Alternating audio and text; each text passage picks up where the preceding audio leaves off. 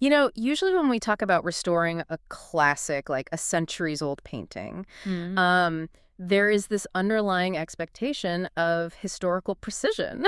Right, yeah. It's almost like archaeology, really. You imagine a restorer in a museum basement carefully using those tiny swabs to, strip away centuries of grime. Oh, absolutely. The layers of candle soot and Yeah, and maybe even later touch-ups added by lesser artists over the years. And when they finally finish, they point at the vibrant, sometimes shocking colors underneath and say, there it is, that is what the artist actually painted. exactly.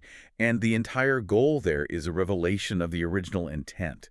I mean, you aren't trying to make the painting match the decor of your modern living room. You are trying to see the raw, unfiltered vision of the original creator. Right, because it's authentic, it's clean, but it's also incredibly challenging because sometimes those original colors are much brighter, or the subject matter is, well, it's much more jarring than the muted, comfortable tones we've grown used to staring at over the centuries. Yeah, that's a really good point. You might look at the restored masterpiece and think, wow, I actually liked it better when it was a bit dusty and ambiguous. Which is a perfectly natural human reaction, honestly. We get comfortable with our familiar filters.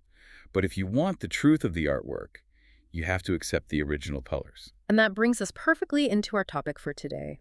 Because when you step into the world of ancient texts, and specifically biblical texts, suddenly that careful restoration process is, well, it's almost entirely reversed in the modern mind. It really is. We are looking at an interpretive landscape that is, quite honestly, covered in our own modern paint. We look at an ancient document, and instead of stripping away our biases, we just slap a fresh coat of 21st century cultural expectations right over the top of it. It is the absolute definition of projecting a modern worldview onto an ancient canvas. I mean, we tend to paint our own political sensibilities, our cultural comforts, and, our sociological trends right over the original brushstrokes, and often without even realizing we are doing it. Welcome to the deep dive. Today we have a massive, meticulously detailed stack of sources in front of us, and it's all guided by a framework known as the 13-point Scripture Master Charter. Which is a very intense framework. Oh, it is, and the ground rules for this deep dive are incredibly strict. Our mission today is to focus solely on what the source material actually says. Right, not what we want it to say. Exactly. We are going to actively avoid reading our modern cultural comforts, our current political debates, or, any pre-existing beliefs into the text, Scripture alone. We are going to follow the strict, logical, internal progression of the text, step by step. That's the only way to do it justice. Have you ever read an ancient document and wondered if you're just projecting your own modern life onto it? Well, this deep dive is going to challenge you to look at the raw source code of a highly controversial text and see how its structural logic holds together, purely on its own terms. And the text we're looking at through this rigorous lens is one of the most debated and perhaps most quickly dismissed passages in the entire New Testament. It's 1 Corinthians 11, often referred to simply as the head covering passage. Oh, yes, the famous or maybe infamous head covering passage. Now, if you have ever heard this passage mentioned in passing, the standard modern brush-off is usually something along the lines of, oh, well, that was just a local Corinthian custom. Yeah, the cultural accommodation argument. Right. Paul was just accommodating the cultural fashion of the day so the early believers wouldn't look like temple prostitutes. It is usually treated as this archaic fashion tip that we can safely just ignore today. Which is fascinating because according to the deep structural analysis in our sources, that common interpretation is completely backward. Completely backwards. Totally. The core thesis of the data we are unpacking today is that the author, Paul, is not accommodating local culture at all. In fact, he is actively deconstructing the worldly cultural norms of his day. What? Yeah, he is tearing down things like the Roman concept of the paterfamilias, the absolute patriarchal tyrant, and he is systematically replacing those worldly structures with a highly engineered 24/7 new order. It is an order built on covenantal stewardship and voluntary submission, which was completely alien to both Roman and Greek societies. So if we want to understand this invisible architecture, the sources insist we cannot actually start by looking at the physical head covering itself. That would be jumping into the middle of the equation. Right, you'd be missing the foundation. We have to start by looking at the jurisdictional boundary that is set up immediately prior to this discussion. Where does this protocol actually begin? Well, it begins with a fundamental mandate that establishes the scope of everything that follows. In modern Bibles, there is a chapter break between 1 Corinthians 10 and 11. Right. But we have to remember, those chapter breaks are artificial medieval additions designed for easy reference. They weren't in the original letter. So they disrupt the flow of thought. Exactly. If you read the end of chapter 10, the author establishes the ultimate boundary of Christian conduct. The text says, whether you eat or drink or whatever you do, do all to the glory of God. Right, and the Greek concept used there is panta, meaning all things or everything. It is an all-encompassing perimeter. Yes, the Panta Mandate precludes a compartmentalized morality. It destroys the idea of a church-only behavior. Eating, drinking, working, sleeping. It is a continuous 24-hour cycle. Okay, I see. And immediately after setting that massive all things boundary, the very next sentence, we call verse 11:1, says, be imitators of me, as I am of Christ. Let me stop you right there because the word imitator feels a bit soft in English, like a tribute band or something. Yes. But the Greek word the sources highlight is mimetai, and that has a much heavier historical weight, doesn't it? Oh, it has a profound weight. In the Greco-Roman world of the first century, mimesis, or imitation, was not merely agreeing with a teacher's philosophy or quoting their sayings. It meant adopting the teacher's uniform, their specific gait, their speech patterns, their diet. Wow, so a total lifestyle replication. It was the total assimilation of the teacher's lifestyle, yeah. So when Paul says, be imitators of me, his authority to give the incredibly strict instructions that are about to follow comes only from his successful, continuous imitation of Christ. Our sources make a massive point here about the directionality of this instruction. They emphasize that this is a vertical constraint, not a horizontal one. Yes, exactly. The horizontal view, which is the modern default, really assumes Paul is just looking around at Corinthian society, seeing a horizontal problem between local citizens and offering a horizontal cultural solution. Like a dress code for the local block. Right. But the vertical view is driven by the Greek word kathos, meaning just as or in the exact same manner as. Paul is looking vertically up to Christ, and he is bringing a heavenly divine protocol down to earth. He's not playing the role of a Corinthian fashion police officer. He is an ambassador delivering a kingdom mandate. And this vertical reality completely dismantles a very specific argument that our sources call the venue switch fallacy. I want to spend a second on this because it is so common. Oh, the venue switch. Yes, let's get into that. Critics of this passage often say, well, the head covering rule only applies when you are sitting in a 1-hour-a-week church service. But let's look at the internal logic of the text.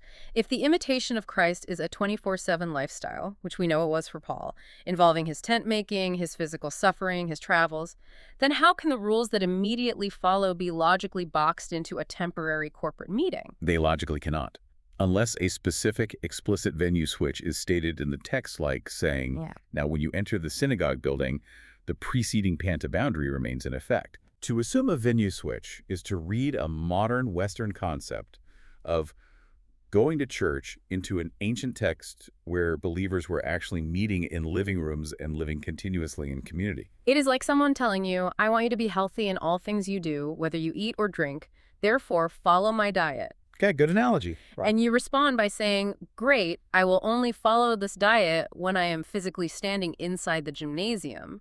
The moment you step outside the gym, you assume the diet doesn't matter. It violates the all things premise entirely. That is a perfect analogy. The all things mandate cannot be paused. And this continuous, unbroken reality brings us to the concept of tradition, which is where the tension in this text really starts to build. Yes. The very next statement in the text is, I praise you, brethren, that you remember me in all things and keep the traditions as I delivered them to you. Yeah, I have to play the skeptic here for a second. Go for it. When a modern listener hears the word tradition, they immediately think of holiday dinners, turkey on Thanksgiving, fireworks on New Year's. It just means a custom we enjoy. If this is just a tradition, why is it treated with such life or death severity in the sources? Because the English word tradition is a catastrophic undertranslation of the original Greek word used in the earliest manuscripts, which is paradosis. Catastrophic undertranslation? How so? Well, in the first century world, paradosis operated in a completely different logical and legal category than a family custom. It was a highly technical term used in legal, military, and financial settings. It refers to a sacred trust, a legal deposit, or a formal property transfer. So it is not a suggestion. Not at all. It's like a courier handing over a locked briefcase containing highly classified documents. As a courier, Paul has zero authority to open the briefcase and change the contents. He can't look at the Corinthians and say, you know what, the Mediterranean weather is a bit warm this time of year. Let's take the veils out of the briefcase and make things more comfortable. Precisely. He is legally bound to deliver the protocol exactly as it originated from his superior, which is Christ. He cannot alter the paradosis. But wait, this brings up a massive logical puzzle that the sources address. Paul just praised them. He says, I praise you for keeping the traditions. Why on earth would he praise them in one breath if he is about to spend the entire rest of the chapter aggressively correcting them? It is a brilliant, almost forensic rhetorical pivot. He praises them for holding fast. The Greek word is katachite, to the physical practice. They possess the locked briefcase. Okay, so they are doing it. They are actually performing the physical acts of the assembly. Okay. But he is about to correct their internal understanding of the source code. I love the digital analogy the sources use here. It is like an IT department looking at a user's computer. The user has the correct file downloaded, they have the physical tradition, but they are running the code incorrectly because their operating system is full of malware. In this case, the malware is the Corinthian cultural static. They were taking a divine kingdom protocol and assigning Roman or Greek social meanings to it. Exactly. They were doing the right physical thing, but for entirely the wrong culturally driven reasons. Oh. So to debug their system, Paul does not appeal to local fashion. He doesn't say, hey, try not to look like the local pagans. Instead, he uploads a massive, specific, cosmic, hierarchical data set into their minds. And this data set is the bedrock of the entire passage. If you don't understand this next concept, nothing else makes sense. No, the rest of the chapter will just read like nonsense without it. Right. The text establishes a three-tiered chain of command. It says, but I would have you know that the head of every man is Christ, and the head of the woman is the man, and the head of Christ is God. This is where we have to take a linguistic scalpel to the text, specifically regarding the Greek word kephale, which is translated into English as head. Now, in modern egalitarian debates, there is a strong desire to translate kephale simply as source, like the head of a river. I see. The idea is to soften the hierarchy, to make it just about origins rather than authority. Right, to say the man is just the biological source of the woman, dating back to Eve coming from Adam's rib. But the sources push back against that entirely, don't they? They completely reject it based on textual evidence. In the Septuagint, which is the ancient Greek translation of the Hebrew scriptures, that Paul and the early church heavily utilized kephale, is repeatedly used metaphorically to mean authority, leadership, and representation. Like when a king or a judge is appointed as the head of a tribe or a nation in the Old Testament, they aren't the biological source of the nation. They are the governing agent. They are the legal representative of that body of people. Precisely. It is about jurisdiction and representational authority. But the genius of the author's argument here is not just establishing the authority, it is the specific order of the links in the chain. Notice the crucial third link. The head of Christ is God. Yes. This is fascinating. Why is that third link the ultimate safeguard? Because it proves that this concept of hierarchy and headship is not a tragic result of the fall of humanity in Genesis 3. It is not a punishment for sin. Think about it. If the head of Christ is God the Father, then this structure of authority and submission exists eternally within the perfect, sinless, divine nature itself. Wow, so according to the internal logic of the text, male headship isn't some patriarchy born of a curse. It is actually meant to be a physical reflection of the divine nature. The Son joyfully, perfectly, and voluntarily submits to the Father, while remaining entirely equal in value and essence. Yes, equal in essence, distinct in function. And if we connect this to the broader theological landscape, the sources point out that this heavily critiques deterministic or strict coercive views of theology. Let's expand on that. What do you mean by coercive views? Well, if Christ's submission to the Father was forced, like if it was just scripted by absolute divine coercion where he had no choice, then his submission has zero moral value. Right, it's faith. It is just a machine executing a pre-written program. A robot cannot act morally, it only acts mechanically. For Christ's submission to be glorious, it must be completely willful. He must choose to align his will with the Father's. This is where the internal philosophy of the text gets incredibly deep. The sources argue that this establishes a profound moral baseline for all human relationships. Basically, submission without volition is simply slavery. Exactly. But conversely, authority without volition authority that doesn't respect the free will of the subject is tyranny. That is the golden thread running through this apostolic protocol. In this new order, the text is establishing a man's authority over his household is entirely contingent. It is derived, not inherent. To understand how radical this was, we have to look at the historical context of Roman law, specifically the concept of patria potestas. Paint that picture for us. What was a Roman household actually like in the first century? Under patria potestas, the father of the family, the paterfamilias, was the terminal point of authority. He had absolute, autonomous, unchecked power over his household. He legally owned his children and his wife. He had the power of life and death. Literally. Literally. Yeah. If a child was born and he didn't want it, he could legally have it exposed to the elements to die. He answered to no higher human authority regarding his domestic affairs. It was absolute, tyrannical autonomy. But the text brings in a massive concrete ceiling right over his head. By stating explicitly that the head of every man is Christ, the text completely strips the Corinthian man of his Roman autonomy. It severs the patria potestas. Yes, it destroys it. He's no longer the ultimate boss of his home. He is merely an accountable under-shepherd. Exactly. He cannot treat his wife or children according to his own whims, his anger, or his cultural privileges. He must treat them exactly according to the will and character of his head, Christ. If he acts like a Roman tyrant, demanding selfish subservience rather than acting as a self-sacrificing servant like Christ, he becomes a broken link in the circuit. He loses his moral and spiritual legitimacy because he is no longer accurately mirroring his head. He is transmitting corrupted data. Exactly. So having established this invisible cosmic hierarchy of accountability, the text then shifts to how this invisible reality is manifested in the visible physical world. How does a first-century believer actually prove they are participating in this new chain of command? Right, which brings us to the physical sign. The text moves from the spiritual rank to the physical receipt. It says, every man praying or prophesying, having his head covered, dishonors his head. Let's look at the mechanics of this. The man is ordered to keep his physical head uncovered. Why? The Greek phrase used here is katakephalos ekun, which literally translates to having something down from the head. To understand why the author strictly forbids this for men, we again have to look at the vibrant, chaotic historical context of Corinth. Your cultural static again. Right. In Roman religious practice, when priests or elite citizens offered sacrifices to the gods, they would pull the back of their togas up over their heads. This practice was called capite volato. Why did they do that? Was it just fashion? No, it was highly superstitious. They covered their heads to block out any evil omens, like the sight of a poorly timed bird flying by, which they believed could invalidate the sacrifice. Wow. It was also a massive status symbol, showing their piety and elite social rank.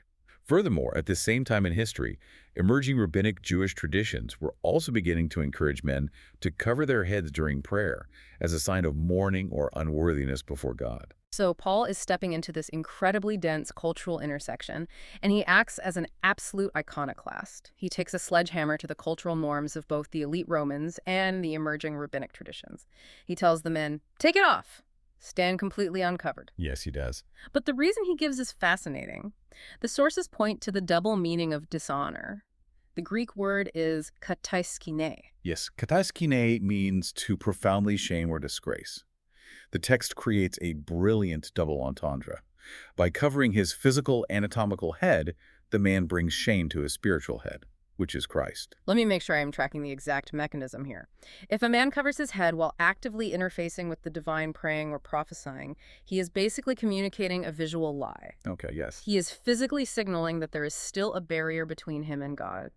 He is acting as if Christ hasn't fully removed the veil of the old covenant. By covering up, he is transmitting a systemic error to everyone watching. You have absolutely nailed the mechanics. For the man to stand completely uncovered is the physical receipt of the new covenant. It is a radical, almost dangerous declaration of direct access, total transparency, and ultimate accountability before Christ. It's a bold stance. Very bold. He is visually declaring, I stand before King Messiah with absolutely nothing between us. No superstitions, no cultural safety nets, no old covenant veils. The uncovered man is designed to reflect the unveiled direct glory of his head, Christ. Okay, that makes total sense for the man. The physical lack of a veil is the proof of his direct link. But that immediately raises the other half of the equation. If the man must be uncovered to show his direct link, what is the mechanical meaning of the woman's covering? Right, because it's an inverse protocol. Exactly, because the text shifts focus completely and introduces a remarkably strict set of rules for the woman. It says, but every woman that prays or prophesies with her head uncovered dishonors her head, For that is even all one as if she were shaved. First, we need to address a major boundary dispute regarding this instruction. Many modern commentators look at the phrase prays or prophesies and argue that this means the covering is only required when a woman is actively, verbally speaking, a prayer aloud inside a designated church building. Right, the Sunday morning only argument. Exactly. But our sources introduce a concept to counter this, called the bookend theory, or a linguistic device known as a merism. A merism, like a figure of speech. Yeah, a merism is a figure of speech that uses two contrasting extremes to encompass everything in between. Like saying, I searched high and low. You don't just mean you looked at the ceiling and the floor, you mean you searched the entirety of the room. Exactly. In the biblical framework, praying, which is speaking from humanity to God, and prophesying, which is speaking from God to humanity, are the alpha and omega of divine communication. They are the absolute peaks of spiritual interface. The sources point back to the Torah, to the Talmud, the continual daily sacrifice in the temple. There was a morning sacrifice and an evening sacrifice. They were the bookends of the day. But the fire on the altar was commanded to burn continually, 24/7. Ah, I see the correction. If the protocol of the covering applies to the highest peaks of divine interaction, it logically must govern the entirety of the continuous presence in between. Especially since the New Testament commands believers to pray without ceasing. Right. If you are always in a state of potential interface with God, the uniform of that interface cannot be constantly put on and taken off. Precisely. It represents a permanent state of order, a continuous alignment with the cosmic hierarchy we just discussed. Oh wait, let me play devil's advocate here, because there is a very common, very popular argument out there that attempts to resolve this whole issue without any need for external garments. The hair argument. Yes. Some people argue that the covering mentioned here isn't a piece of fabric at all. They say, based on a later verse, that the covering is just her long hair. Does the internal logic of the Greek text actually support the hair is the covering theory? The sources completely dismantle the hair is the covering theory. They do this by highlighting what they call the logic squeeze. It all comes down to the precise Greek vocabulary used. The word used for uncovered when describing the woman is akatakaliptu. Okay, break that down for us. What does katakaliptu actually mean in physical terms? Well, katakaliptu is a compound word. It means to take an external object and place it down over something else to hide or veil it.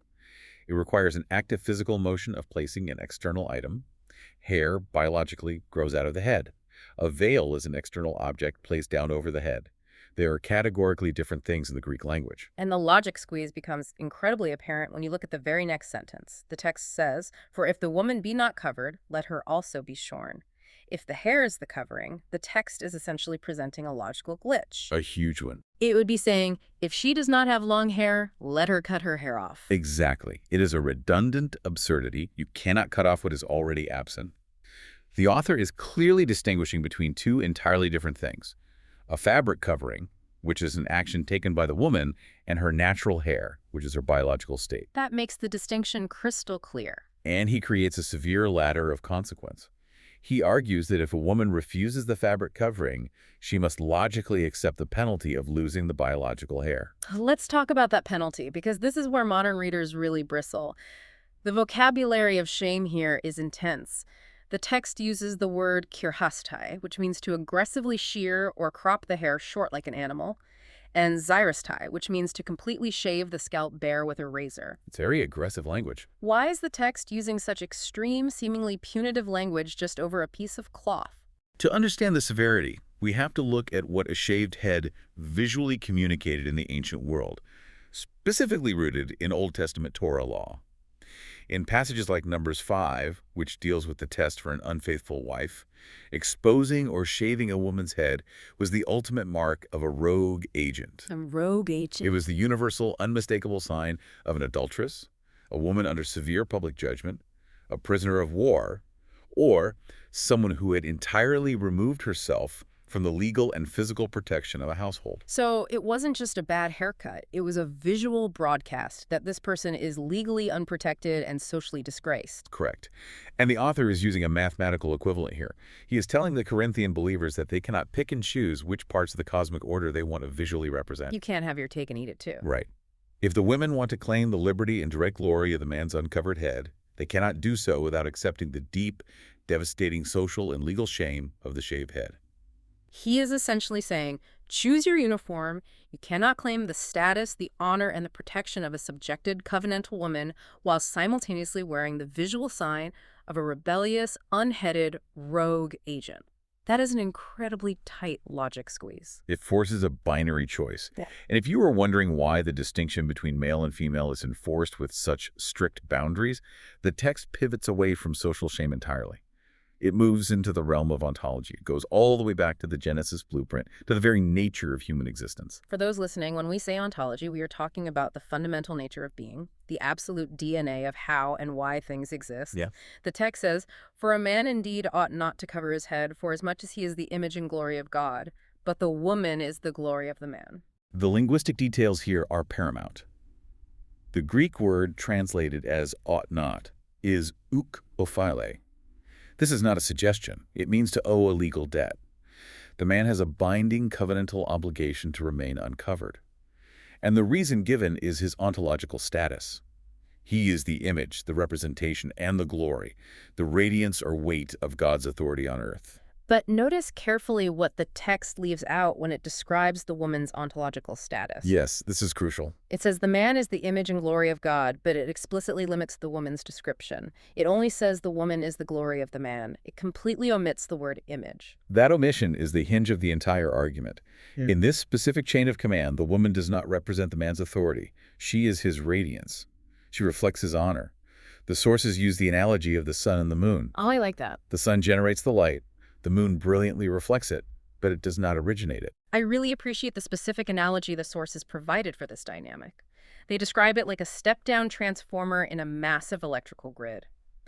When humanity stands in the ultimate cosmic space, in the presence of God, there cannot be two competing glories. God's glory must be supreme. Exactly. So the man is commanded to uncover his physical head to display God's glory because Christ is his direct head. But the woman is commanded to cover her physical head to veil human glory. Yes, she is veiling both her own natural glory, which we will discuss later regarding her hair, and she is veiling the glory of the man that she inherently reflects. By placing the veil over the human glory, it ensures that in the sacred space, only God's glory is visually magnified.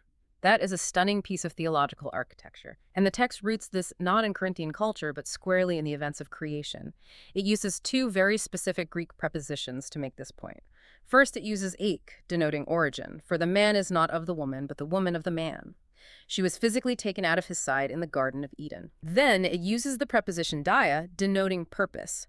Neither was the man created for the woman, but the woman for the man. This brings us to the profound Hebrew concept of the ezer neged, often translated poorly in English as helpmeet. Right, helpmeet sounds like a glorified personal assistant, someone who just fetches coffee. Exactly, and that is a terrible distortion. Ezer is used throughout the Old Testament to describe God himself rushing in to save Israel in battle. It means a vital load-bearing strength, a corresponding power. Oh, wow. The woman was created as a vital support structure for the man's mission. But as in architecture, if a secondary support beam suddenly decides it wants to be the primary foundation, the entire building collapses. I have to pause and point out how violently countercultural this internal logic is to a modern listener. The absolute prime directive of modern Western culture is self-actualization. I create my own purpose. I define my own reality. I decide who I am. Oh yeah, completely opposite. But the strict internal logic of this text says the exact opposite. It says, no, your origin and your purpose were definitively, permanently established by the Creator before you even took your first breath. The veil in this framework isn't an arbitrary tool of suppression. It is the physical, daily acknowledgement of the Genesis blueprint. It is a visual consent to the Creator's design. Precisely. It is a physical garment acting as a visual parable of the created order. And if anyone is still tempted to think, well, maybe this was just a really deep theological metaphor to fix a temporary cultural problem in Corinth, the text does something wild. It really does. It completely destroys the local custom argument by bringing the spiritual invisible realm directly into the physical courtroom. Yes. And this is the part that always trips people up. For this cause ought the woman to have power on her head because of the angels. Okay, let's look at the mechanics of this verse, starting with the word power. The Greek is exousia. I have read modern commentaries that argue this means the woman has the power or the autonomous choice to decide whether or not to wear a veil. The sources are unequivocal. That is a severe, almost manipulative mistranslation of exousia in this context. Exousia does not mean autonomous choice. It means authority, specifically the right or liberty to act within a jurisdiction. The sources use a military analogy here that makes perfect sense. Think of a soldier's uniform. Putting on the uniform doesn't give the soldier the choice to obey orders. The uniform is their authority to act on behalf of the commanding officer. Exactly. Without the uniform, if they start directing traffic or firing a weapon, they're just a vigilante. They have no legal standing. Exactly. The physical covering is the woman's security clearance. It visually communicates to both the physical world and the spiritual world that she is in proper covenantal alignment with her head. Because she is in alignment, she possesses legitimate delegated authority to pray, to prophesy, and to operate within her domain. And she desperately needs that security clearance, that visual proof of alignment, because of the angels.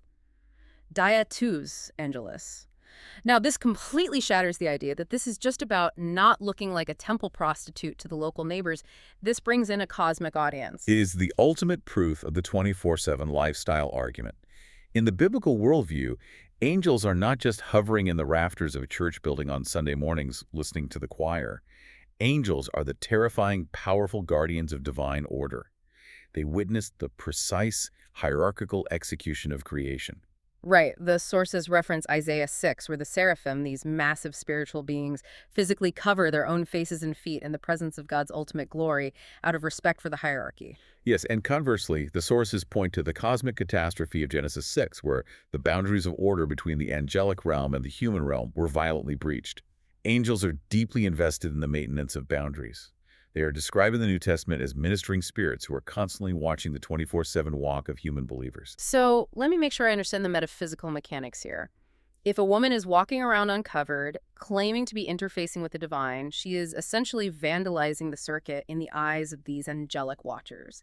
She is visually signaling that she is a rogue agent who rejects the Genesis blueprint. That is exactly the metaphysical logic the text is employing. By remaining physically covered, she maintains her spiritual perimeter. The angels look at the sign of authority on her head, they recognize the visual consent of the Father's design, and they can effectively minister to and protect her within that authorized structure. To remove the sign is to step outside the authorized zone. Okay, I am following the logic, but I have to admit, listening to this relentless stack of arguments, hierarchy, ontological origins, angelic watchers, it sounds incredibly heavy-handed. To a modern ear, it sounds like a system designed to give the man absolute unchecked power to crush the woman. It can sound that way, yeah. But the sources are very clear that this text has an internal failsafe. It does not allow for a return to Roman tyranny. No, it doesn't. And this is where the genius of the author's structure really shines. He has built the hierarchy, and now he introduces the theological equilibrium. He balances the scales in the very next breath.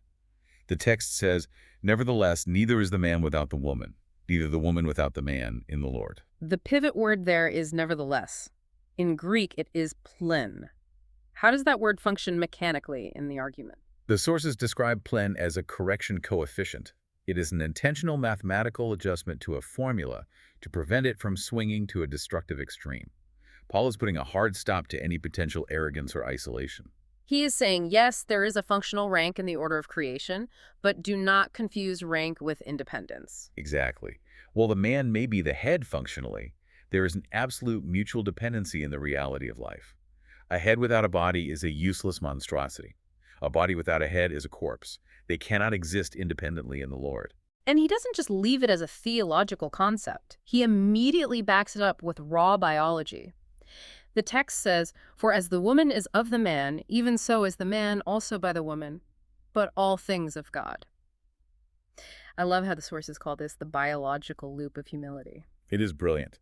The man might be tempted to puff out his chest and boast about being the original source in the Garden of Eden, but the text instantly deflates that pride by pointing out that literally every single man who has ever lived since Adam owes his very existence, his breath, and his physical formation to the dark, hidden work of a woman's womb. He is saying, you are the head, but you only exist because a woman carried you. It creates a perfectly balanced, closed loop that ultimately terminates in God, all things of God. This equilibrium serves a dual purpose. First, it prevents the woman from resenting the man's headship, because the text makes it clear that the headship was instituted by God, not stolen by the man. Second, it prevents the man from ever abusing his headship because he is biologically indebted to the woman and ultimately accountable to God for how he leads. This is the golden mean of the passage. The man leads, the woman supports, but they are entirely structurally interdependent.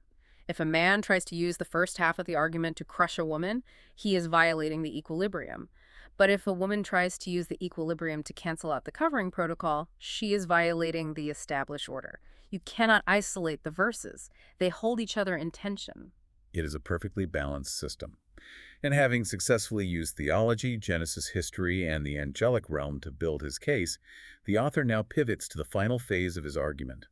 He turns to the Corinthians' own internal logic and the indisputable evidence of the biological world. He says, "Judging yourselves, is it comely that a woman pray unto God uncovered?" He is essentially asking them to run a system check on their own common sense. The Greek word for comely is prepon, which means proper, fitting, or aesthetically appropriate. He's asking, based on everything I've just downloaded into your minds about cosmic hierarchy and angels, is it visually and spiritually fitting to talk to the creator of the universe while physically signaling that you are a rogue agent? It is a rhetorical question that absolutely demands a no. And to prove that this no isn't just his opinion, he points to the ultimate general revelation, nature itself, the Greek word physis. He asks, does not even nature itself teach you that if a man have long hair, it is a shame unto him? But if a woman have long hair, it is a glory to her, for her hair is given her for a covering. Okay, we have to break down the biology argument from the sources because this is where the text literally intersects with human anatomy. The author is claiming that God actually wrote the headship protocol directly into our endocrine system. How does that physically work? It is a built-in physiological tutorial. The sources explain that the primary female hormone, estrogen, chemically extends the anagen or growth phase of the hair follicle. Because of this, women's hair naturally has the capacity to grow much longer and stay thicker throughout their lives. Right. Conversely, the primary male hormone, testosterone, actively shortens the growth cycle of the hair follicle. In fact, over time, DHT, a derivative of testosterone, miniaturizes the hair follicles on the scalp, leading to pattern baldness. So, biology itself is actively working to uncover the man's head as he matures, while naturally providing a voluminous glory to the woman's head. The physical body is mirroring the spiritual reality. Exactly. Nature provides the physical template. But here is where we encounter another massive linguistic dispute that we touched on earlier, and we need to clarify it completely. Yes, the instead of argument. Right? People look at the very end of this verse where it says in English, her hair is given her for a covering. And they seize on that word for. They say, look, the text literally says the hair is the covering. We don't need a fabric veil. God gave us hair instead. Right. And the crux of this entire debate hinges on a tiny three-letter Greek preposition, anti. Does the Greek language actually allow for the hair instead of a veil interpretation? The sources rigorously prove that this is a category error. The Greek preposition anti has a few potential nuances. The opponents of the physical veil desperately want anti to mean substitution, as in instead of. But if it means instead of, we run right back into the logic squeeze of verse 6. Oh, right, the cutting it off part. Yes. If the hair is given instead of a covering, then Paul is saying, if a woman refuses to wear her hair, let her cut off her hair. It creates a linguistic and logical impossibility. So what is the correct structurally sound translation of anti in the specific context? The correct definition, which aligns perfectly with the rest of the text, is equivalence or corresponding to. Her natural hair is given to her, corresponding to the nature of a covering. Let me use an analogy to make sure this mechanism is perfectly clear. Think of a soldier who was drafted into the military. Because of his innate physical strength and his biological capacity, he is naturally suited for combat.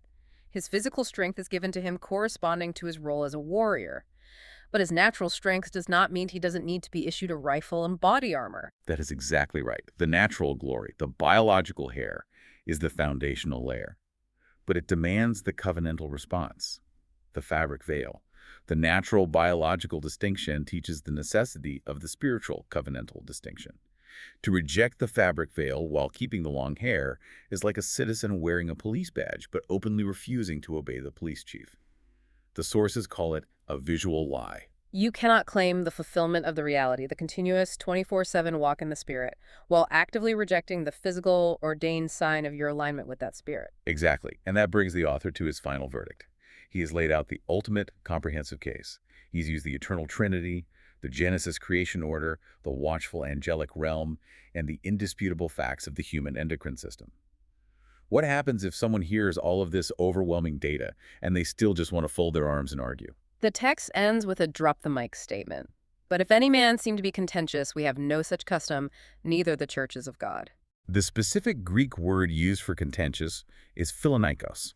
It describes a person who just loves to argue for the sake of winning a point, someone who is addicted to strife and debate. The author doesn't waste time indulging them. He brings down what the sources call the universal seal. He basically says, this conversation is over. Yes. Yeah. He states unequivocally that the entire apostolic ecclesia, the global network of believers, does not possess a custom of women being uncovered, nor do they tolerate a custom of individuals rebelling against the delivered protocol.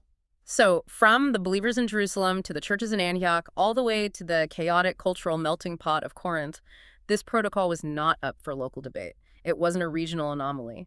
The covered woman and the uncovered man constituted the universal uniform of the kingdom. It was the non-negotiable baseline of apostolic order. It was the visual proof that a community had submitted to the cosmic hierarchy.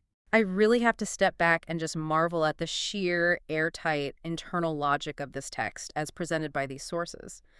When you actually strip away our modern biases, when you start trying to force an ancient document to conform to 21st century Western egalitarianism, and you just follow the strict step-by-step progression of the author's argument, it reveals an absolutely massive interlocking system. It really does. It seamlessly weaves together human biology, cosmic angelic order, the deepest theology of the Trinity, and the beauty of voluntary submission into a single, cohesive masterpiece of thought. It truly is a structural masterpiece when viewed on its own terms. Yeah. And if we think deeply about the core mechanic we've discussed today, the idea that the physical body and how we choose to adorn it acts as a constant 24/7 receipt for our internal spiritual alignment, it raises a fascinating, almost futuristic question for you, the listener, to mull over. Oh, I like where this is going. What is the question? Well, we live in an age where physical reality is increasingly being replaced. Digital avatars, virtual reality workspaces, and carefully curated online identities are rapidly becoming our primary modes of interacting with the world. Millions of people spend hours every day existing merely as disembodied voices or pixels on a screen. That is undeniably true. We are moving away from the physical. So, if the ancient worldview insists that our physical, biological reality is the necessary canvas for displaying divine order to the angelic realm, how does the concept of a 24/7 physical witness translate into a digital existence? If the physical body is the authorized interface, what happens to our spiritual alignment when we willingly abandon physical space altogether and retreat to the virtual? Can an avatar wear a cosmic security clearance? Wow. That is an incredibly provocative thought. It completely reframes how we think about our bodies in the digital age. And it really brings us full circle, back to the art restoration metaphor we started with. We are always faced with a choice. Are we going to do the hard work of restoring the ancient canvas to see what it actually demands of us? Or are we just going to keep painting over it with our own modern virtual inventions? It is up to you to decide which approach you're going to take. Thank you so much for joining us on this deep dive into the source material. Keep questioning, keep digging past the modern paint, and we will see you next time.